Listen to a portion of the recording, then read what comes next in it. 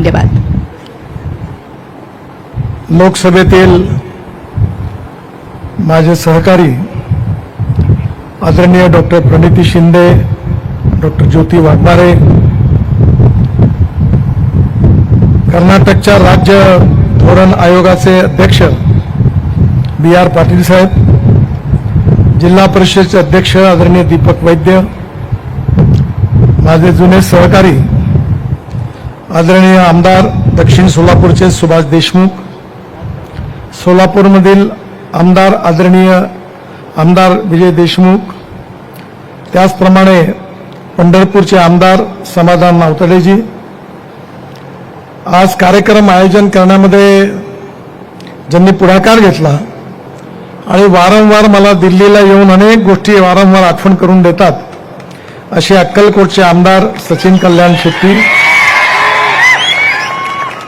राजू खरे मोहोळचे आमदार, देवेंद्र कोठे आमदार सोलापूर शहर मध्य सोलापूर, माजी आमदार राजेंद्र राऊत, माननीय कोंडालजी महापौर सोलापूर, त्याचप्रमाणे सर्व मंचावर उपस्थित सन्मान्य अतिथीगण, आमदार, माजी आमदार, जिल्हा परिषद महानगरपालिकेचे पदाधिकारी आणि उपस्थित माझ्या बांधवांनो आणि बहिणींनो, दिल्लीत गेल्यापासून माझं सोलापूरला येणं कमी झालं. नाहीतर महाराष्ट्रामध्ये मी मंत्री असताना 95 ते 2000 सालापर्यंत, नंतर विरोधी पक्षाचा नेता विधिमंडळात असताना आणि त्यानंतर पक्षाचा अध्यक्ष महाराष्ट्राचा म्हणून मला वारंवार सोलापूरमध्ये येण्याची संधी मिळाली. आज विशेष रूपाने अक्कलकोट येथे येऊन मला स्वामी समर्थ यांचं पण दर्शन घेण्याची संधी मिळाली.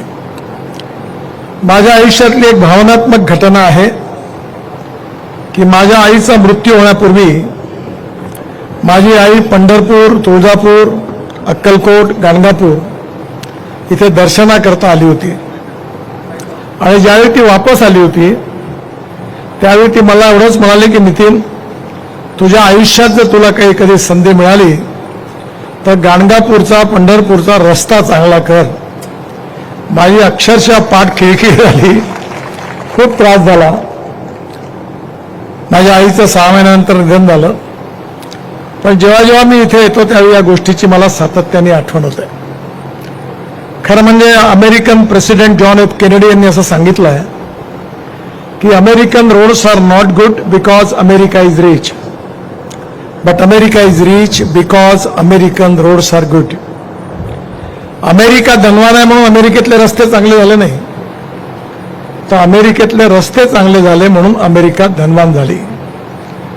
आज सोलापूर जिल्ह्याचा, शहराचं जे चित्र बदलत आहे, खऱ्या अर्थाने याचा आपल्या सगळ्यांना, माझ्या स्टेजवर बसल्या सगळ्यांना मनापासून आनंद आहे. 2014 पर्यंत केवळ 565 किलोमीटर लांबी होती राष्ट्रीय महामार्गाची आणि 2014 नंतर मी मंत्री झाल्यानंतर 1184 किलोमीटर ही लांबी झाली, ॲड झाली. म्हणजे आज 1750 किलोमीटर या जिल्ह्यात राष्ट्रीय महामार्ग आहे. मला आठवते ज्यावेळी माझे ज्येष्ठ मित्र आदरणीय सुशील कुमारजी शिंदे यांना मी आमंत्रित केलं होतं. प्रणितीला आठवते की नाही मला माहिती नाही. आणि सोलापूरमध्ये एकाच दिवशी 52,000 कोटी रुपयाच्या कामाचं भूमिपूजन झालं. तेव्हा मला सगळ्यांनी म्हटलं की तुम्ही एवढी मोठी घोषणा केली, हे कामं होतील का? मी म्हणलं नक्की होईल. आणि मला आनंद आहे की मी जेवढ्या घोषणा केल्या त्यातलं एक काम सोडून सगळी कामं मी पूर्ण केली, याचं मला समाधान आहे. एक काम जे आहे ते सोलापूर शहरामध्ये विजयरावांच्या आग्रहाखातर मी मंजूर केलं. तो पूल 3 वेळा डिस्कोट झाला.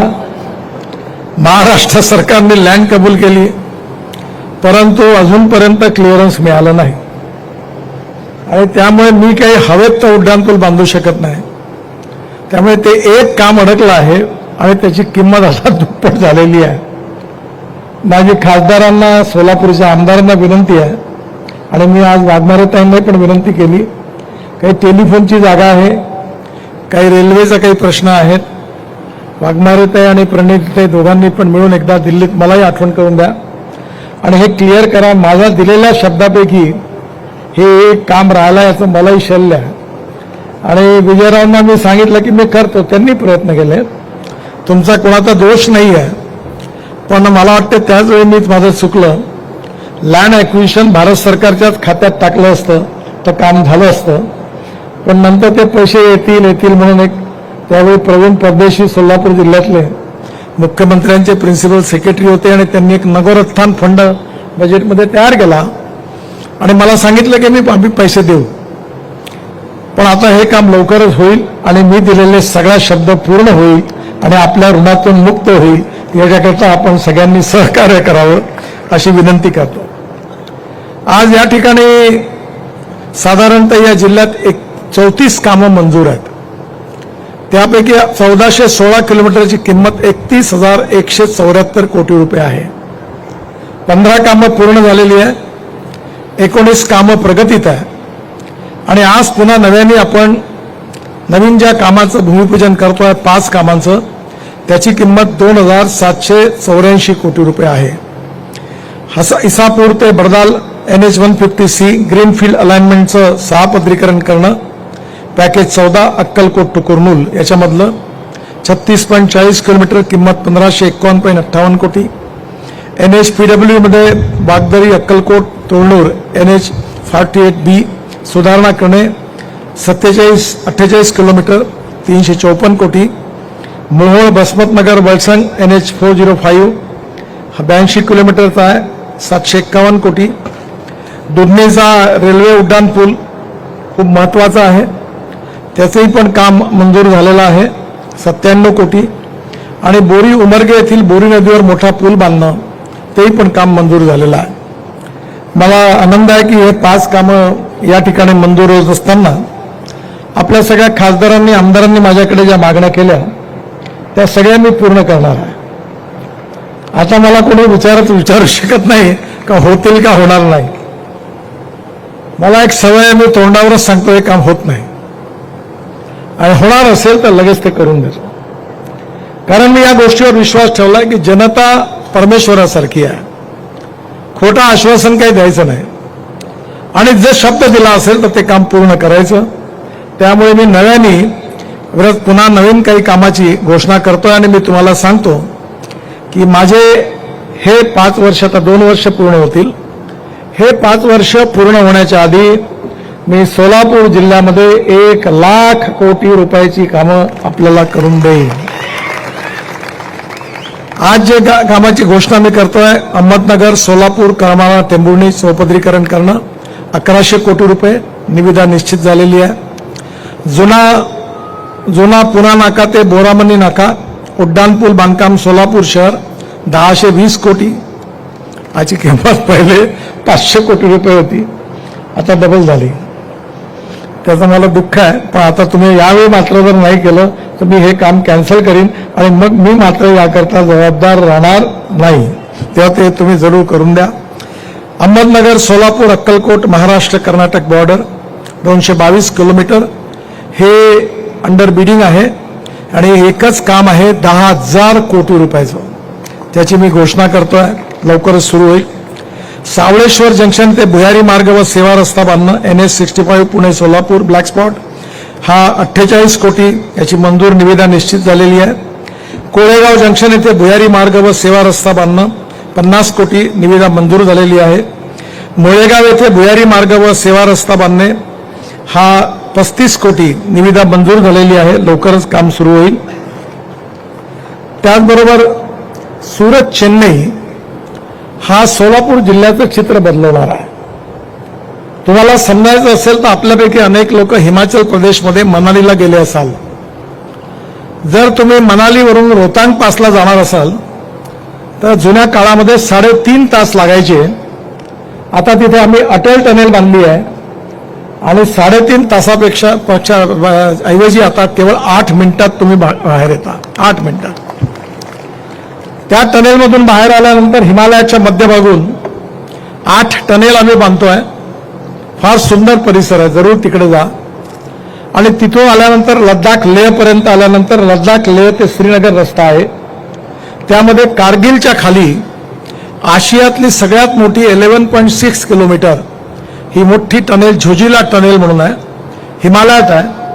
आणि हिची किंमत 12,000 कोटी एस्टिमेटेड कॉस्ट होती. पण मला अभिमान आणि आनंद आहे की त्याच्या पूर्ण वर्षभर अभ्यास करून आम्ही केवळ ती 5,000 कोटीत बांधतोय आणि 5,000 कोटी रुपयाची बचत झाली आहे. या टनेलनी बाहेर निघाल्यानंतर सोनबर्गला एक झेडमोड टनेल आहे, ती बांधून पूर्ण झाली. त्याचं उद्घाटन प्रधानमंत्र्यांनी केलं. आणि मग सोनबर्गवरून तुम्ही श्रीनगरला आल्यानंतर श्रीनगर ते जम्मू याच्यामध्ये मी 36 टनेल बांधतोय. त्यातल्या 24 बांधून पूर्ण झालेल्या आहे. आणि या रस्त्याने येत असताना श्रीनगरवरून जम्मूकडे कटराजवळ दिल्ली अमृतसर कटरा हा नवीन ग्रीन एक्सप्रेस हायवेचं काम जोरात सुरू आहे. यावर्षी डिसेंबरपर्यंत पूर्ण होईल. आणि या रस्त्याने तुम्ही कटरावरून हायवेने सरळ अमृतसरवरून दिल्लीला याल. आणि मग दिल्लीला आम्ही 1,00,000 कोटी रुपयाचा एकच रस्ता दिल्ली मुंबई एक्सप्रेस हायवे, त्यातला जवळपास 70% काम पूर्ण झालेलं आहे. आणि त्या रस्त्याने आल्यावर सुरतपर्यंत याल. आणि सुरतवरून जर आपल्याला दक्षिणेत जायचं असेल उत्तरेच्या लोकांना तर मुंबईला यावं लागायचं, पुण्याला यावं लागायचं. आणि पुण्यावरून 2 रस्ते होते दक्षिणेत जायला, एक कोल्हापूरवरून आणि एक सोलापूरवरून. पण आता हा ट्रॅफिक तुमच्याकडे येणार नाही, तुमचा त्रास वाचणार आहे. कारण सुरत ते नाशिक, नाशिक ते अहमदनगर, अहमदनगर ते सोलापूर, सोलापूर से कर्नूल, कर्नूल पासून चेन्नई, बेंगलोर, मंगलोर, नंतर कोचीन, त्रिवेंद्रम, हैदराबाद, कन्याकुमारी, म्हणजे पूर्ण दक्षिणेत तुम्ही जाणार आहे. ती इथून जाणारा रस्ता अक्कलकोटच्या जवळून. आणि त्यामुळे तुम्ही देशाच्या सेंट्रलमध्ये येणार आहात. सोलापूर जिल्हा लॉजिस्टिक हब बनणार आहे. आणि म्हणजे आम्ही लहानपणी असं म्हणायचो काश्मीर से कन्याकुमारी तक, तर आता हे काश्मीर से कन्याकुमारी तक हा रस्ता आहे. आणि हा नक्कीच तुम्हाला सगळ्यांना खूप उपयोगाची होणार आहे. याच्यामध्ये चेन्नई ते दिल्ली अंतर 390 किलोमीटर, 400 किलोमीटर कमी होणार आहे. आणि त्यामुळे वेळही वाचणार आहे, डिझेलही वाचणार आहे आणि लॉजिस्टिक कॉस्टही कमी होणार आहे. पण त्याचबरोबर आता नवीन मुंबई ते बंगलोर या नवीन ग्रीनफील्ड एक्सप्रेस हायवेला निर्माण करण्याचा निर्णय घेतलेला आहे. आपण अटल ब्रिज क्रॉस केल्यानंतर 4 किलोमीटरवरून हा नवीन एक्सप्रेस हायवे सुरू होणार आहे. माझं भाग्य आहे की जुना मुंबई पुणे एक्सप्रेस हायवे बांधायची संधी मला मिळाली. आता हा नवीन हायवे आहे आणि या हायवेवरून आपण डायरेक्ट पहिलं पॅकेज आता टेंडर पण निघालेलं आहे. डायरेक्ट 3 पॅकेजेसनी पुण्याच्या रिंग रोडला मिळू आणि पुण्यावरून डायरेक्ट बंगलोरपर्यंत फलटणच्या जवळून हा जाणार आहे. आणि हा हायवे झाल्यावर मुंबई ते बेंगलोर हे अंतर 5.5 ते 6 तासात पूर्ण होणार आहे. आणि त्यामुळे आपल्या सगळ्यांना दक्षिणेत जाण्याकरता हा रस्ता मिळणार आहे. माझ्या दृष्टीने या सगळ्या रस्त्यामुळे विशेषतः या मागासला भागामध्ये अनेक गोष्टी ज्या आहेत त्याच्यात सुधार होणार आहे. एक महत्त्वाची गोष्ट म्हणजे आज जो मागण्या या ठिकाणी प्रणितीजींनी आणि यांनी केलेल्या आहेत, आपल्या आमदार साहेबांनी, त्यांच्या सगळ्या मागण्या मी पूर्ण करतो अशी घोषणा करतो. कारण एवढ्या मागण्या बोलताना माझा वेळ भाषण त्याच्यातच जाईल.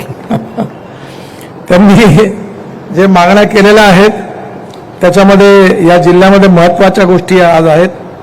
एक म्हणजे सोलापूर साऊथ स्पर, म्हणजे सोलापूरचा रिंग रोडला मी मान्यता देतो आहे. 1455 कोटी रुपयाचा 33 किलोमीटर हा स्पर सुरत चेन्नई मार्गाने तांदूळवाडी ते हत्तूर, हा हैदराबाद रोड ते विजयपूर रोड यांना हुडगी रोड रेल्वे स्टेशन मार्गे सोलापूर शहरावरून वाहतूक सुरळीत होणार आहे. सोलापूर नॉर्थ स्पर हा सुरत चेन्नईमध्ये काटगाव ते वाळे याची लांबी 22.30 किलोमीटर आहे. याची किंमत 1300 कोटी रुपये आहे. तुळजापूर रोड ते पुणे रोड यांना सोलापूर शहराच्या उत्तर बाजूने जोडल्यामुळे नागपूर दिल्लीकडे येणारी वाहतूक सोलापूर शहरात प्रवेश न करता पुणे आणि कोल्हापूर विजयपूर बेंगलोरकडे जाईल आणि शहरातील अपघाताचं प्रमाण कमी होईल. दुसरा एक महत्त्वाचा असाच अडकलेला मुद्दा होता तो म्हणजे टेंभुर्णी ते पंढरपूर. आणि त्याच्याबद्दल मलाही खूप शिव्या खाव्या लागल्या. मलाही बरोबर वाटत नाही, कारण आमच्या लोकांनी पॅचवर्कमध्ये करून ठेवलं, त्यामुळे डिफेक्ट लायबिलिटीमुळे ते करता येत नव्हतं. या रोडचे 2 पॅकेज मंजूर झालेले आहेत. त्यातले लांबी 48 किलोमीटर आहे, 950 कोटी. चौपदरीकरण करणे, अहिल्यानगर शिर्डी इथून अवजड वाहतूक, त्यामुळे मंगलवेढाला बाह्य वळण मार्गाने उमदी विजयपूरला जाईल. आणि उरलेले 2 पॅकेज पण मी दिल्लीला जाऊन मंजूर करणार आहे. त्यामुळे हा पूर्ण लातूरकडून येणारे जे लोक आहेत त्यांच्याकरता महत्त्वाचा रस्ता आहे आणि हा रस्ता आपला नक्की पूर्ण होईल.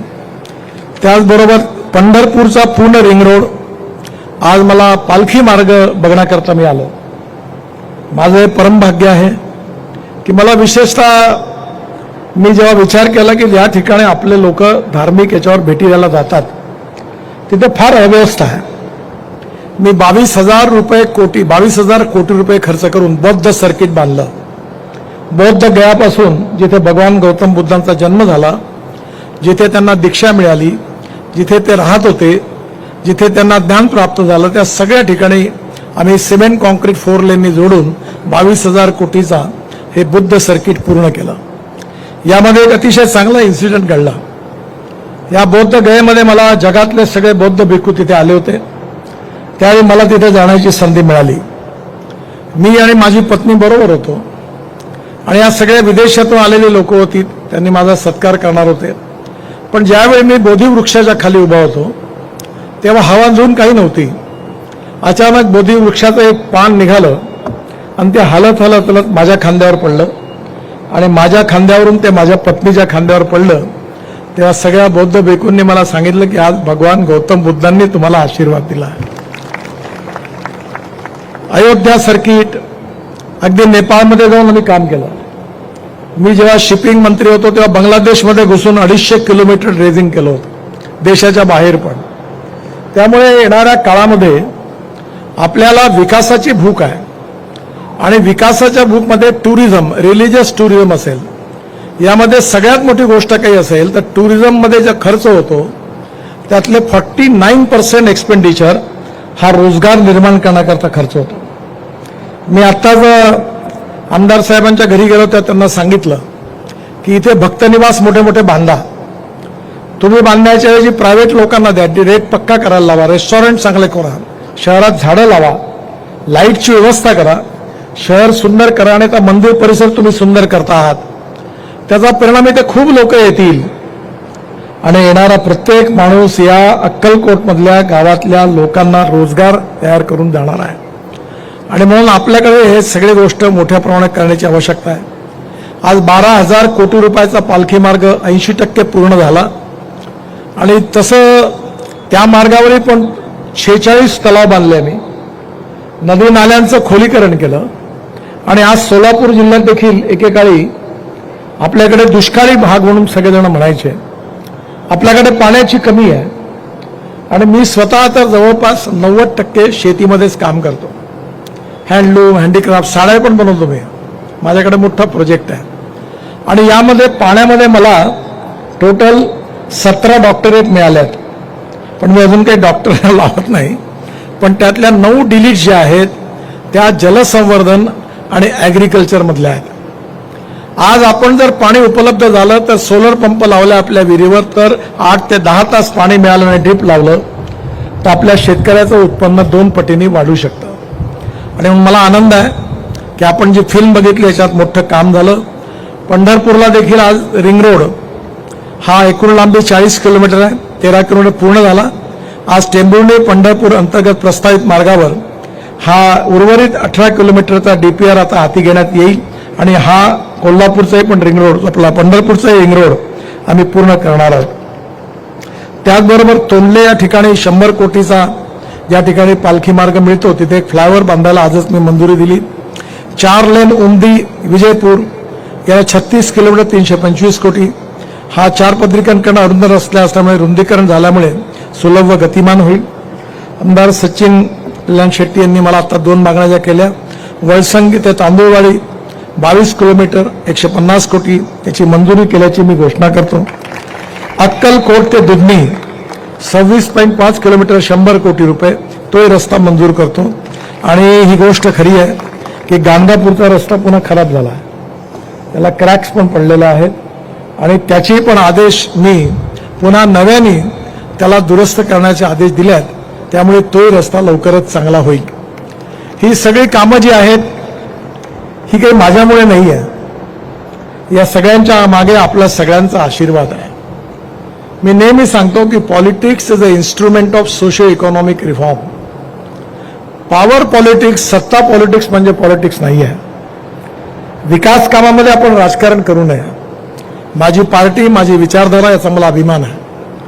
पण जेव्हा विकासाची कामं असतील त्यामध्ये ते कोणाचे असो, जनतेच्या हिताचं काम आहे, ते केलं पाहिजे, हीच आमच्या सगळ्यांची धारणा आहे.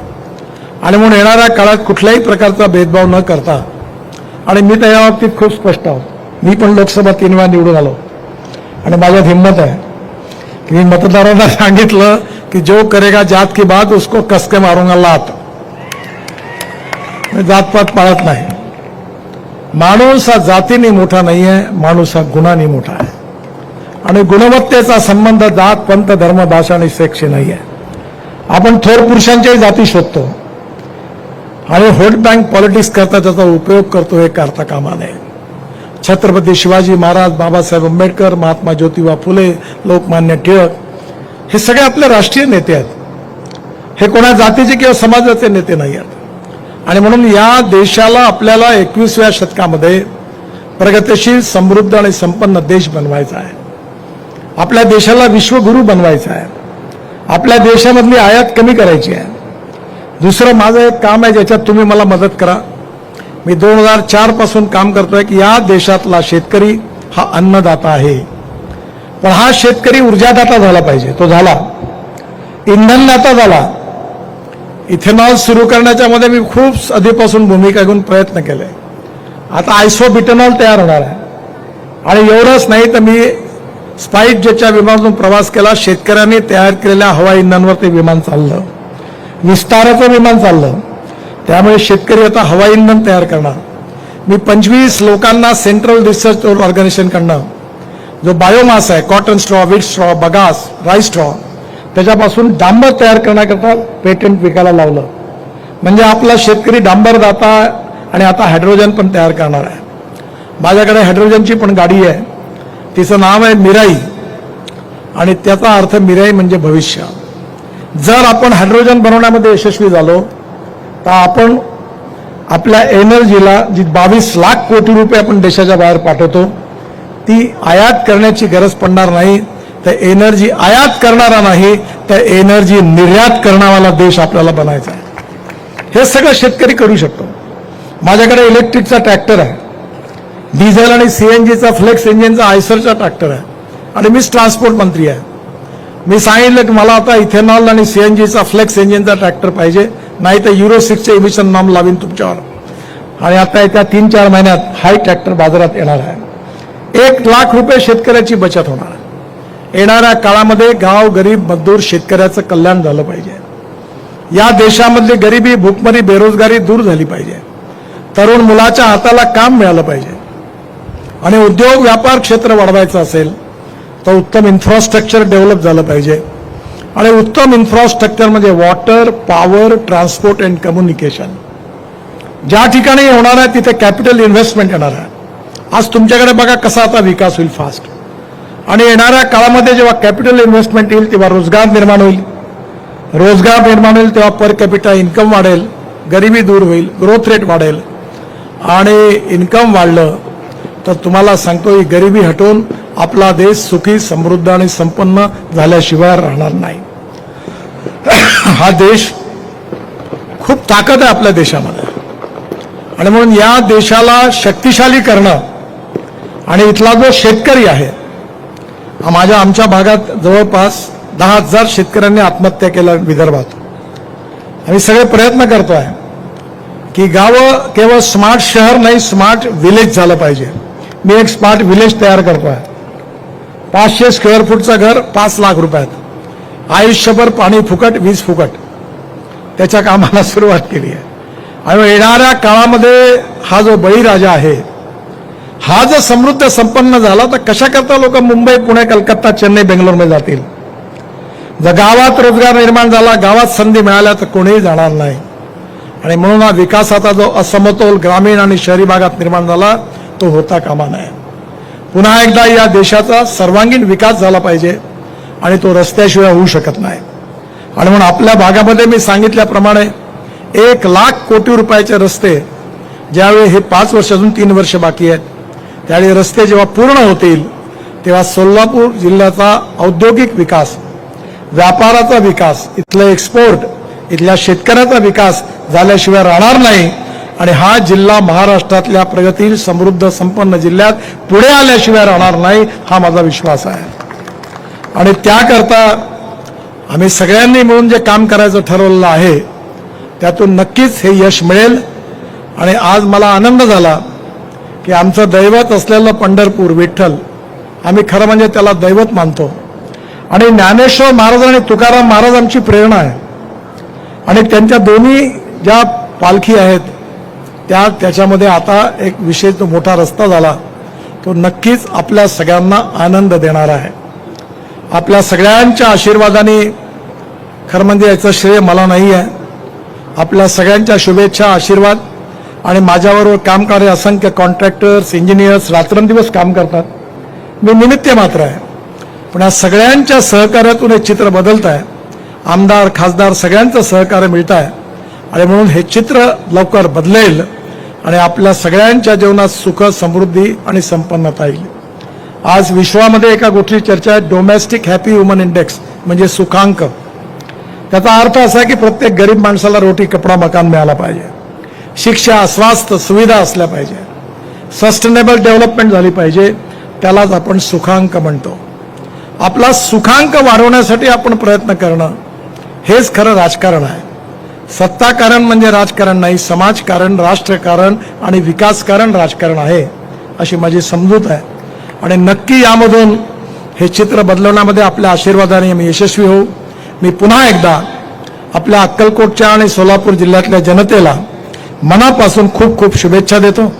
आज सगळ्या आमदार, खासदारांची भाषणं होणार होती, पण मला येताना अधिकाऱ्यांनी सांगितलं की 1-2 तासात पाऊस येण्याची शक्यता आहे आणि म्हणून कार्यक्रमाच्या पावसाला सध्या कार्यक्रमामध्ये अडचण आली असती म्हणून आपण सगळ्यांची भाषणं ऐकू शकलो नाही. पण सगळ्यांनी त्यांच्या मागण्या माझ्याजवळ दिलेल्या आहे. आज रात्री मी सोलापूरमध्ये आहे, अधिकाऱ्यांबरोबर त्या प्रत्येक पत्रावर मी जरूर चर्चा करीन. जे होण्यासारखं असेल ती सगळी कामं करून देईन, जे होऊ शकत नसेल ते नाही म्हणून देखील आपल्याला कळवीन. पण नक्की हा प्रयत्न करेन असा विश्वास व्यक्त करतो. आणि आज आपलं भाषण थोडं होऊ शकलं नाही याबद्दल सगळ्यांचे हात जोडून क्षमा मागतो. आणि पुन्हा एकदा अक्कलकोटच्या आणि सोलापूरच्या जनतेला खूप खूप शुभेच्छा, धन्यवाद. माझ्याबरोबर जोरात म्हणा, भारत माता की, भारत माता की, भारत माता की. धन्यवाद. धन्यवाद साहेब. आणि यानंतर सभा संकेतानुसार कार्यक्रमाचा शेवट आभार प्रदर्शनाने करण्यासाठी मी NHAI प्रादेशिक कार्यालय मुंबईचे मुख्य महाव्यवस्थापक तांत्रिक सन्माननीय संजयजी जयस्वाल साहेब यांना विनंती करते. संजयजी जयस्वाल साहेबांनी आभार व्यक्त करावं.